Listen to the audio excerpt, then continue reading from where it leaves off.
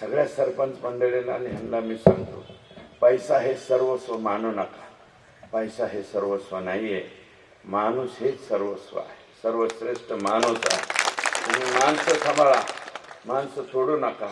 आणि आता जे 16 वित्त आयोग राज्याच्या मुख्यमंत्र्यांना जाऊन मी एकच विनंती करेन, मुख्यमंत्री महोदय, पैसा केंद्राचा आणि मार्गदर्शक तत्व हातभर राज्य सरकारचे, हे उद्योग बंद करा. काय पैसा कोणाचा? केंद्राचा. मार्गदर्शक तत्व पाणी पुरवठ्यावर एवढे खर्च करावे, संडासवर एवढे खर्च करावे, याच्यावर तेवढे खर्च. सरपंचाच्या वाट्याला काहीच नाही, हापशाचं कापून घेते. हापसा त्याच्यातून, लाईट बिल त्याच्यातून. सरपंचाच्या हाती डोंगर पोखरला आणि त्याच्या खालून उंदीर, आणि सरपंच बहुत अच्छा है, करो काम. अरे काय करीन सरपंच? त्यात मग मी मागचे मेंबर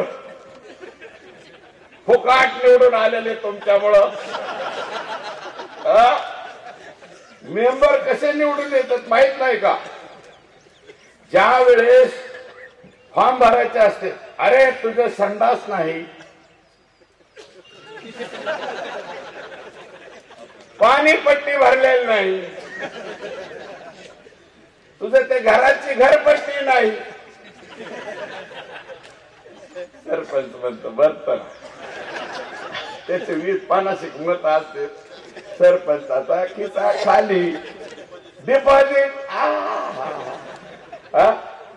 सगळंच. आणि मग हेच वर्ष 2 वर्ष झालं, काय खरं नाही सरपंचात. आमच्याकडे लक्षच नाही, आमच्याकडे बघतच नाही. ती अशी परिस्थिती चालू.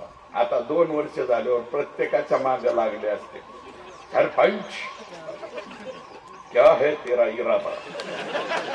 आणि इलेक्शन मध्ये म्हणलेलं असं, तुझं हे करू, तुझं ते करू. क्या हुआ तेरा वादा, वो कसम, वो इरादा. त्याला कामात असली अवस्था आहे.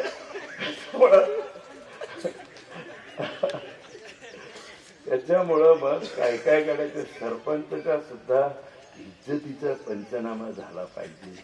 म्हणून ह्याला जरा मत कमी करा, त्याच्या वार्डात विरोधात घाला आणि आपल्या वार्डात वाढवा, असं सुद्धा काही गरज.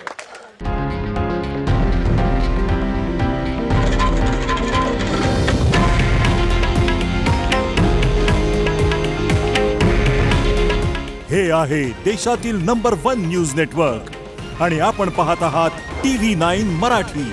काळजी तुमची, हित महाराष्ट्राचं.